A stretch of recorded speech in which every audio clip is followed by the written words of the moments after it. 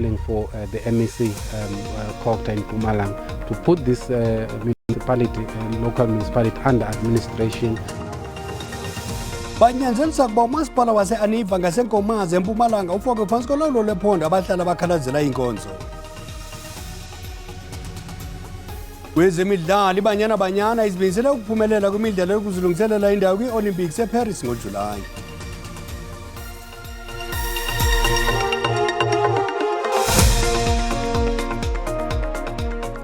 Egameni londaba belijelo ndiyaphodisa mawethu ndisamkela nababukeli bethu kwi-DDT masesingene emxholweni. Abadlali abalugcwabevu kumsindo base-Iindaba inkomazi ngasemalelane eMpumalanga bamemelela kurhulumente wephondo ukuba abeke umasipala wabo phantsi kolawulo. Batyhola umasipala ngokusilela ukubanika inkonzo eziquka amanzi nombane. Aba badlali bakwatyhola usodolophu uphindile Magagula ohlala kule ngingqi ngokuzifakela umbane ngodlela mnyama.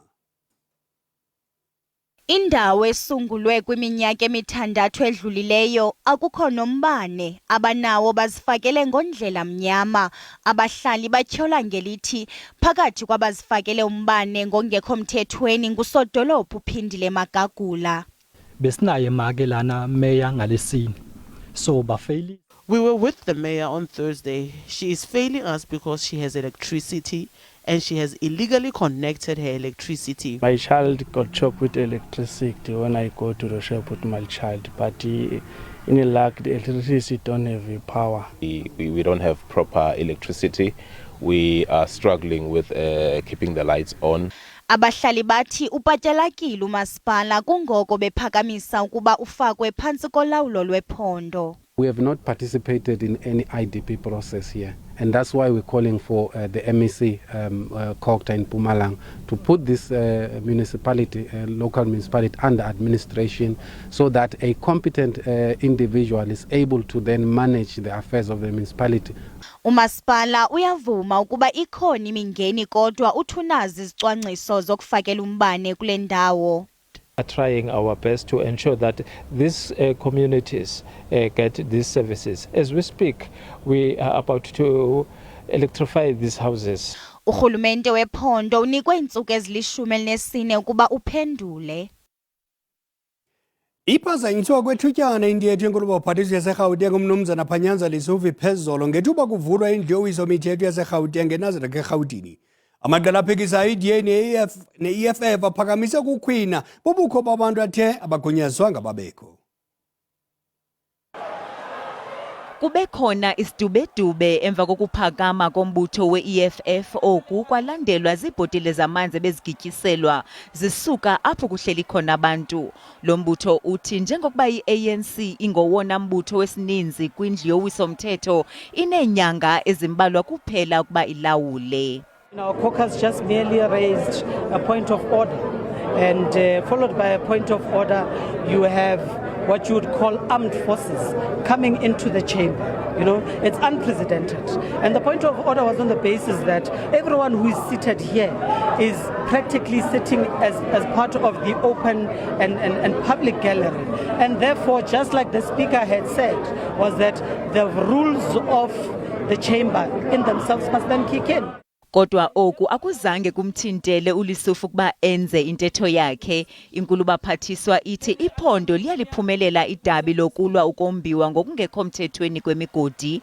Oku kuncediswe ngamajoni angama-800 athe atyalwa kwimigodi engasebenziyo kwimimandla eyahlukeneyo yeli phondo. We have broken the backbone of Zamazamas in Gauteng, and all the soldiers have ensured that all those particular Zamazamas are displaced down there. I'm proud that almost 840 Zamazamas have been arrested and deported. Kwinzame zokujongana nocimicimi wombane eGauteng, uLisufi uthe kusokongezwa iimegawatts ezilikhulu zombane ukusuka ngo-April. Oku kuyinxalenye yesicwangciso sephondo sokuphinda kusebenze amaziko ombane angasasebenziyo. Kodwa iDemocratic Alliance ithi ayinakwathemba lokuba izicwangciso ezichazwe nguLisufi ziza kwenzeka. He makes announcements around Escom, and he says that, he will engage with Escom for cutting electricity. Escom is saying people are not paying, and this is why we are cutting. And he makes an announcement and makes an expectation that people, cannot pay, and then expect that services will be given to them. And that is something that for me smacks of desperation and electioneering of the highest order. Amaqela aphikisayo agxeke inkulubaphathiswa yaseGauteng ngelithi intetho yakhe yindlela nje yokugayela inkxaso unyulo oluzayo, ukanti amasango ahlawulelwayo i-e-tolls ukutsho aza kucinywa ngokusesikweni ukusuka ngomhla wama-31 kuMatshi. Kusenjalo inkulubaphathiswa yasentshona koloni uMnumzana Alan Winde wenze intetho yobume bephondo ePaarl phezolo nequlethe imiba ephunyelelweyo kule minyaka emihlanu edlulileyo. uWindy usebenzise intetho yakhe yobume bephondo ukuqaqambisa igalelo lamacandelo ohlukeneyo ubukhulu becala ewabulela phakathi kwamanye ubandakanye abasebenzi boluntu abafana nabafundisi-ntsapho, ononhlalonhle, abacimi bemililo nathe wabulela intsebenziswano yabo kwiminyaka emihlanu edlulileyo. Uhlabe ikhwelo lokuba indawo ezibabazwa ngokhuseleko zisoloko zinempumelelo yaye zilubeka emanqwanqweni uqoqosho. Ukanti uWindy uye wathi qolo nokumemelela ukwabiwa kwamagunya. In Nyanga, in Philippi, they have 800 citizens to 1 police officer. But in other areas of this province, they got 400 and 500 citizens per police officer. They can't even change that basic management change.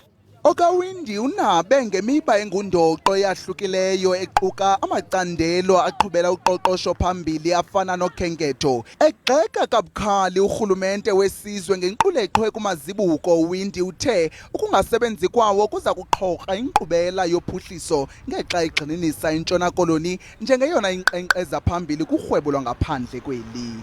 Ingxoba kaxaka kwezamandla ibe ngeminye yemiba engundaba-mlonyeni. Inkulubaphathiswa isithi utyalo-mali olumandla nezicwangciso zisendleleni ukuqinisekisa ukuba intshona koloni liphondo lokuqala ukubhangisa udatyacimi wombane.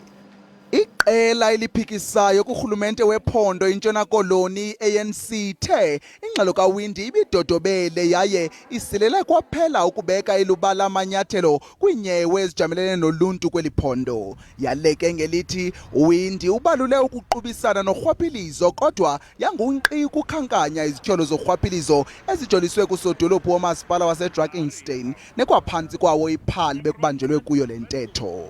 The Premier only spoke about the empowerment to neighbourhood watches, but does not speak about the empowerment of community policing forums because that's non-existent. We didn't even hear the safety plan being further unpacked. I-ANC kwahlabe kabukhali inkulubaphathiswa ngokuvakalisa inkxalabo ngakubantwana ababhubhayo kumbindi mpuma kodwa angalikhankanya igama lamaPalestina. Lo gama uqhankqalazo olumele ukukhululwa kwamaPalestina belubanjwe ngaphandle kwesi sakhiwo.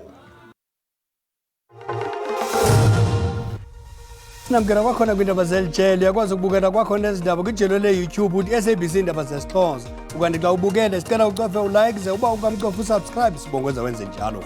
Inqaku lokuqala sithe abahlali abalugcwabevu ngumsindo base-Iindaba inkomazi ngasemalelane eMpumalanga bamemelela kurhulumente wephondo ukuba abeke umasipala wabo phantsi kolawulo. Batyhola umasipala ngokusilela ukubanika iinkonzo eziquka amanzi nombane. Abahlali bakwatyhola usodolophu uphindile Magagulo ohlala kule ngingqi ngokuzifakela umbane ngondlela mnyama. Uluntu lwengingqi zaKwaZulu-Natal lubeka ithemba kwintetho yohlahlo lwabiwo-mali kamphathi wezezimali uMnumzana Godongwana kwiingxaki abajamelene nazo ezifana nentswela-ngqesho nophuhliso lweziseko ezingundoqo. Ngaphandle kwemingeni eliqela ejongene nelizwe, abahlali basahlele ethembeni lokuba uhlahlo lwabiwo-mali ngomso luza kuza nesiqabu. Lapha kusendwedwe idolobha elisendaweni yasemakhaya esifundazweni KwaZulu-Natal. Le ndawo inabantu abangaphezu ku-140,000. Ibe no-48% wabantu abangasebenzi. Ezinye zezinkinga ababhekene nazo ukungabikho kwamanzi ahlanzekile kanye nezingqalasizinda. Yize befuna izidingo, kodwa izakhamizi lapha zithi zilindele ngamehla bomvu inkulumo kaNgqongqoshe wezimali Godongwana.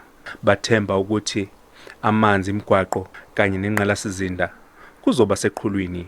Uhulumeni nje esingafisa thina sisize kona amathuba emisebenzi, ukuvula amathuba emisebenzi nale ndaba kagesi ke sihlukumeza kakhulu emphakathini. Osomabhizinisi bendawo bacela ukulekelelwa kakhulu. Mina nginebhizinisi le-security lisebenzisa imoto kakhulu, nginebhizinisi lama-truck lisebenzisa udiesel kakhulu.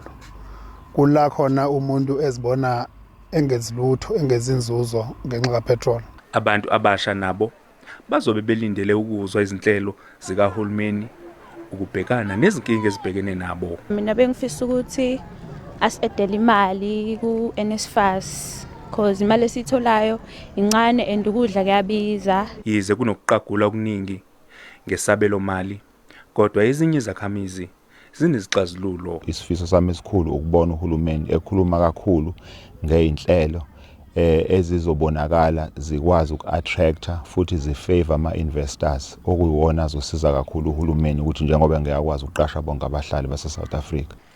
Mlondi Khatebe, SABC News, Ndwendwe. Abahlali kwilokishi yase-Ipelegengi kumasipala iMamusa eMhlantshona bacela inkulu baphathiswe bambele umnumzana noNomaloyi ingenelele kwimeko embi yonikezelo lwenkonzo kulo mmandla. Namhlanje inkulu baphathiswa yenze intetho ngobume beliphondo. Abahlali banti inkqubo yokugxabagxabisa uhanjiso lwenkonzo yeliphondo nayo iyasilela. Xa uhamba kule ndawo lucaca mhlophe ushokoxeko lwenkonzo. Phakathi kwemingeni uluntu lwale ndawo luthwaxa lunqongophalo lwamanzi nayinkqubo yogutyulo engaginyisi mathe. Abahlali bafuna inkulu baphathiswa ihlangabezane nale mingeni neminye. Uthi sicela inkulu baphathiswa iqinisekise sifumana amanzi siyawadinga ngeyona ndlela.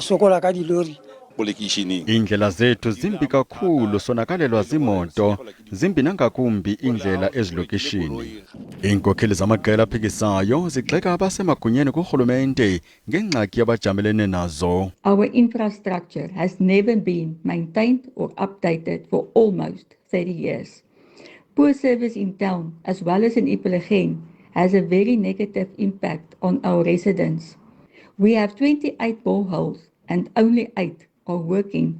It's very heartbreaking to see that the smallest municipality, like Municipal local municipality, is suffering, delaying or maybe struggling to give services to the people. The only action that we have decided to take as the EFF, we are making a march, service delivery march, to Mamusa to hand over our memorandum. Ukanti umasipala uyavuma kuba ujamelene nengxaki yohanjiso lwenkonzo, kodwa uthi uyawenza amatiletile kuphucula iziseko zamanzi nogutyulo. The phase 2 of sewer line construction by the district has now started. The district is busy removing pump stations and implementing new technology to mitigate theft and vandalism that affect sanitation and water provisioning to our people. Ibhunga lalo masipala lachithwa kwiminyaka emine eyadlulayo.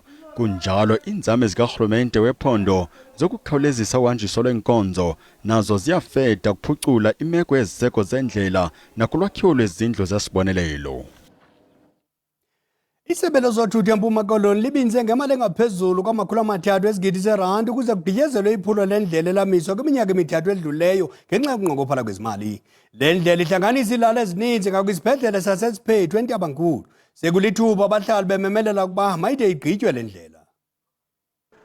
Le ndlela edlakadlaka ezele imingxunya sele ikule meko iminyaka engapha kwesithathu emva kokuthiwa inkampani eyachongelwe ukuba yakhe le ndlela. Nangona kunjalo abahlali besoloko besebenzisa le ndlela ukufikelela esibhedlela. Ngoku emva kweminyaka emithathu abahlali basemacwerheni bathi banethemba kwakhona ukuba le ndlela izawuthi igqitywe. Umsebenzi esinomdla kakhulu ngolona sinethemba ngabanewuzisa uChulumanco kubahlali investment engapha kwe330 yezigidi zerandi ethe yatyalwa apho kulungisa le ndlela. Urhulumente kubuyela kwizigqibo awayezenzile zokwenza amaziko empilo nezinye izinto ezinjalo zibe nokufikelela eluntwini. Abahlali bafuna indlela eyiyo benethemba lokuba urhwaphilizo aluzophazamisana nokwakhiwa kwale ndlela. Lento kwakhiwa kwendlela izotshintsha imeko ezininzi emakhayeni sapha emacwerheni nakwezinye indawo. Sizawuncediseka bhuti ngoba siyasokola akumbi mekunethile. kakhulu mekunethile kufuneke kwehlikwe kuphusha imoto mekusuka ngasetawuni. Isebe lezothutho ephondweni lithi ukufikelela kweenkonzo zezempilo kubaluleke kakhulu. Kuqikelelwa ukuba le ndlela ingathatha iminyaka emibini ukuba igqitywe. Ndinkululeko Nyembezi weendaba ze-SABC eNdabankulu. Kuqinisekisiwe ukuba kuphinde kwaqhambuka isifo sehagu eNtshona Koloni ukukuze emva kokuba umfama osakhasayo elahlekelwe ziihagu ezingama-47 ngenxa yomkhuhlane wehagu. Ngokwesine ukuqhambuka umkhuhlane wehagu lolu hlobo kwengingqi yeGarden Road susela ngo-2022. Ilahleko engathethekiyo le kulo mfama emva kokufelwa ngumhlambi wonke wehagu. Uthi akasebenzi uziphilisa ngezahagu ngokuphulukene nesonka sakhe kwaye akaqinisekanga nokuba uza kufumana imbuyekezo ukwenzela ondle usapho lwakhe. Lo mkhuhlane wosulela ngokuxubana kwehagu ezigulayo nezo ziphilileyo okanye ukutya, impahla nezixhobo ezosulelekileyo. Lo mmandla wenziwe ikheswa kunye neehagu ezingama-250. Abahlali bayabongozwa ukuba bangazami ukuthatha ihagu okanye iimveliso ezisuka apha ngelithintela ukunwenwa kwesi sifo. Unfortunately, there is no treatment for African swine fever and no effective vaccine yet developed. Thus, the only way for a pig farmer to protect their herd is through biosecurity measures, which include only bringing in new pigs from known healthy herds free from African swine fever. It also doesn't hurt to keep them separate for 15 days to determine that they are healthy before introducing them into your herd. I-African swine flu yosulela ihagu kuphela kwaye ayichaphazeli abantu okanye ezinye izilwanyana. Isebe lezolimo kweli phondo liqinisekise abathengi ukuba imveliso zenyama yehagu ezisezivenkileni zikhuselekile. Kwiindaba ze-SABC ndinguSiphiwe Wobasi eGeorge. Ukanti-ke njengesiqhelo sinayo apha kumagumbi ethu sasaza usandile ehlangano intatheli yethu yezobuchwepheshe. Mqadi masikwamkele Khawutsho Mfundi, yintoni etrendayo kumaqonga onxibelelwano? Masiqale sibulise kuwebhele nakubabukeli bakho phaya ekhaya. Uba ndiqaphele kakuhle iindaba zakho nawe uba uziqaphele kakhulu zingeenkonzo ekufuneka zizisiwe ebantwini kwakunye nee-campaigns ezenziwa zii-political parties apha kwii-communities. Kodwa eyona nto ihamba phambili yinto edibane ne-unemployment. Abantu abaninzi ke bathi kumala maqela aphikisayo baawe ngento yokokuba ngeli xesha kanye lee-campaigns bayathanda ukugxeka kakhulu umbutho olawulayo i-ANC. Bathi baaweke ngaloo nto ngoba kwabona akukho kwanto abazawuza nayo. Kodwa ke bayayivakalisa le nkxalabo yokokuba le unemployment yinto ke efuneke nawuphina umbutho ozawuthatha intambo bayijonge ngelona liso libanzi. Okwesibini ke Bhele kukuba eyona nto ihamba phambili uzawukhumbula ukuthi last week into esatrenda nakule veki ngulaa mfana bedubule itishara. Abantu abaninzi bayayithetha ke le. Exactly, iyaxhalabisa ke le nto Bhele okokuba uthi uvuka ubheke emsebenzini kanti uzawudibana nento ekumila kunje. Uyanceda ku-social media kule nto ethi ngamanye amaxesha xa wehlelwa yinto enjeya uye ungazazi uba mawuthini. Kukho wonke umntu ku-social media, kukho ugqirha, kukho amagqwetha, kukho yonke into ongayicinga apha emhlabeni. So abantu abaninzi bayamcebisa lo tishara ukuthi ngawapha amanyathelo efuneke awathathile ukusukela kokuba makayiripoti into ku-Department of Education okanye athatha awapha amanyathelo. Okwesithathu nokokugqibela ke andanoba into obuyibonile okanye bebeyibonile abantu oopasta bebetrenda kakhulu, betrenda ngeento ezithi kukho inyoka eziphilisa abantu. Lo upastor ke utrendayo ngoku uthi kukho amarhewu awasebenzisayo aphilisayo okanye aphilisa abantu. Yinto efuneka siyijonge ke loo nto leyo kuba ke ikhona into engenabunyani kwakule nto ithethwa ngulo pastor. Yenye ke yevidiyo etrendayo abantu abaninzi babelana ngale video ku-social media. George ubekho Mqadi, enkosi kakhulu. Kwezemidlalo umbutho webhola ekhatywayo kweli Safa neBanyana ziyavuma ukuba kunzima kumaqela ase-Afrika ukuzibekela indawo kwimidlalo ye-Olimpiki. Ngamaqela ali-16 aza kuqubisana kwisigaba sokuhluza amaqela amabini aza kumela i-Afrika kwimidlalo ye-Olympics eParis ngoJulayi. Amaqobokazana asekhaya kufuneka abethe iTanzania kungquzulwano lwemilenze emibini ukudlulela kwisigaba sokugqibela sokuzibekela indawo. Idabi leBanyana Banyana lokuzibekela indawo kwi-Olimpiki eParis alipheli ngolungquzulwano lumilenze emibini neTanzania. Iqela eliphumeleleyo kuza kudingeka lithathane neliphumeleleyo kumdlalo phakathi kweNigeria neCameroon. Kwelinye icala iGhana iza kuthawuzisana neZambia. Ungquzulwano lwamaqela akumantla eAfrika lube luphakathi kweTunisia neMorocco. Umjikelo olandelayo wemidlalo ungo-April. We are focusing on the Olympics. A very important competition and also very, very tough through the African continent. And there are only 16 teams and only 2. iBanyana Banyana ayikwazi nakancike kuyidelela iTanzania phofu eseyisuka kuthwaxa amaqela afana neBotswana ukufikelela kulo mjikelo. They beat Togo, was at the last WAFCON, and that's no mean feat. They also beat Botswana recently to qualify for this stage, and we all know how good Botswana is and what happened back then, so we're not taking anything for granted. Whenever we play, we always go out for result. That's the most important thing. We don't leave nothing to chance, but we also have to be aware of their qualities and what they have to offer. uMzantsi Afrika ufuna iziphumo ezincumisayo eDar es Salaam ngenjikalanga ngolwesihlanu ukuze ufike sele usemandleni empumelelo kakade kwibala imbombela kumlenze wesibini ngokuhlwa kwangolwesibini. Umbongo mngiya uceba umlilo sihlangabezene sibuya nazo ngensimbi yesixhenxe ngorhatya makube xhosi kube xhosi be